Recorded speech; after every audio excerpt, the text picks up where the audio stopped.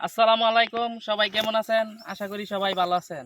আজকে আমরা এসেছি এই ধানের জমিতে রশিদ ভাইয়ের সাথে দেখা করতে। রশিদ ভাই তো এখানে ধান চাষ করছে। রশিদ ভাই, ধানের কি অবস্থা এখন? ধানের অবস্থা তো এত আগে ছিল ভালো, ওই কদিন আগে শিলা বৃষ্টি হয়ে ধানের অনেক ক্ষতি হয়ে গেছে। এই যে ধানগুলো দেখা যাচ্ছে, অনেকগুলো ধানের ছড়া প্রায় সিটা অবস্থায় আছে শীতে অবস্থায় বর্তমানে। আছে, এগুলি তো এবার তো মনে ক্ষতি হয়ে গেছে, যে ধানের ব্যাপক ক্ষতি হয়েছে। ক্ষতি হয়ে গেছে।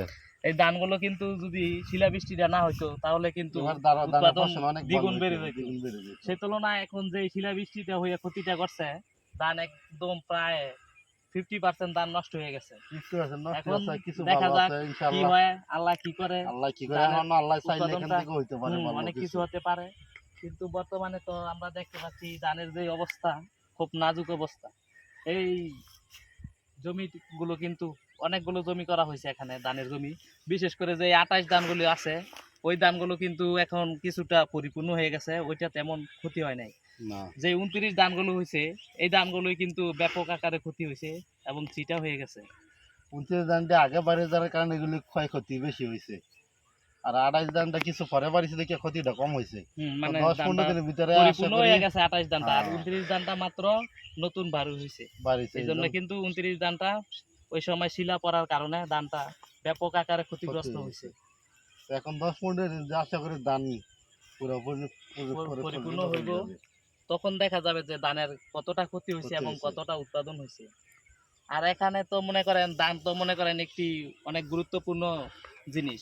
ধান কিন্তু কোনো কিছু ফালানোর নয়। না, ধান এখানে মনে করেন মানুষে চাল খাইতে পারে, তারপরে ধানের যে খড়গুলো, খড়গুলো ওইগুলো হয়, কিন্তু গুঁড়ো গরুকে হয়, খাওয়ানো যায়। সব তারপরে এখানে কিছুই কুড়া দরকার, হয়, কোনো কিছু ফেলনার জিনিস ফেলা নয়। জিনিস না। সবকিছুই কিন্তু অত্যন্ত গুরুত্বপূর্ণ। তাই ধান চাষে কিন্তু আমাদের কৃষকরা অত্যন্ত উৎসাহী হয়ে থাকে। কিন্তু প্রকৃতির নিয়ম, শিলাবৃষ্টি আল্লাহ দিয়েছে, কিছু করার নাই। তারপরেও আমরা আশাবাদী ধান ভালো হবে ইনশাল্লাহ। দেখা যাক কতটুকু ভালো হয়। আর এখন যে ধান চাষ, রশিদ ভাই, এখানে কয় ধরনের ধান চাষ করা হয় মাঠের মধ্যে? এখানে আমাদের এখানে বিশেষ করে 28-29 এই দুইটা ধান এই বেশি দুইটা ধানে ব্যাপক ব্যাপক আকারে। চাষ করা আগে তো হয়। মনে করেন এরি ধান অনেক চাষ করা এই হতো, ধান এখন চাষ করেছে, এখানে চাষ করা নেই এই ধান। এই ক্ষেত্রে আপনার না। হুম জি, এই ক্ষেত্রে রশিদ ভাইয়ের। রশিদ ভাই, এখন যে যে এই জমিগুলো আপনারা কতগুলো জমি করছেন ধানের জমি এই বছর? এবার আজ আমরা চারখানি করছি। চারকানি কি আপনাদের বছর হয়ে যায়? বছর হয়ে আমরা আর বেচতে পারি, এক মানে বছর খাইয়া এক বছর খাইয়া আরো কিছুটা বেচতে পারি, বিক্রি করতে বিক্রি পারেন আর করতে কি। পারি। ধান তো আসলে একটি উপকারী খাদ্য। ধান ছাড়া মনে করেন বাংলাদেশের মানুষের প্রধান খাদ্য হচ্ছে ভাত। ভাত ভাত ছাড়া কিন্তু বাংলাদেশের মানুষ বাঁচতে পারবে না। না, ভাত হইলে আর কোনো কিছু হুম, তরকারি লইলে ওই আর শেষ। কোনোটা কিছু নাই।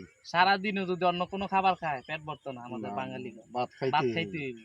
তাই ভাতই কিন্তু আমাদের বাংলাদেশের প্রধান খাদ্য। তো এই জন্য আমরা চাই যে সরকার যাতে আমাদেরকে সাহায্য কোনো করে, সার দিয়া, সার দিয়া, বীজ দিয়া, বীজ দেওয়া উন্নত আমাদেরকে ধরনের বীজ, এগুলো সরকারের কাছে আপনাদের আবদার। আবদার। কিন্তু আমাদের এই গ্রাম পর্যায়ে কিন্তু সরকার তেমন আসে না। আসে না, আমরা কর্মীরা আমরা সরকার থেকে দেখতে বেশি পারি কিছু না। পাই না আমরা। বেশি কিছু পাইলে যদি আরো সরকার সহযোগিতা করতো তাহলে কিন্তু আমাদের এই আর গ্রাম্য এলাকার কৃষকরা ব্যাপক উন্নতি করতো এবং উৎপাদনও বেড়ে যেত। আমাদের দেশের এই বিভিন্ন সরকারি প্রতিষ্ঠান যারা আছে, তাদের অবশ্যই করণীয় এসব আঞ্চলিক পর্যায়ে বিভিন্ন ধরনের সহযোগিতার হাত বাড়ানো। আপনি আমাদের এই দেশের কৃষকদের কিছু বলেন। আমি বলতে চাই, সবাই আপনারা কি করবেন, এই বেশি বেশি ধান ফসল করবেন, যাতে করলে দেশের মানুষ কি করবো, ধানের দেশের খাদ্যের চাহিদা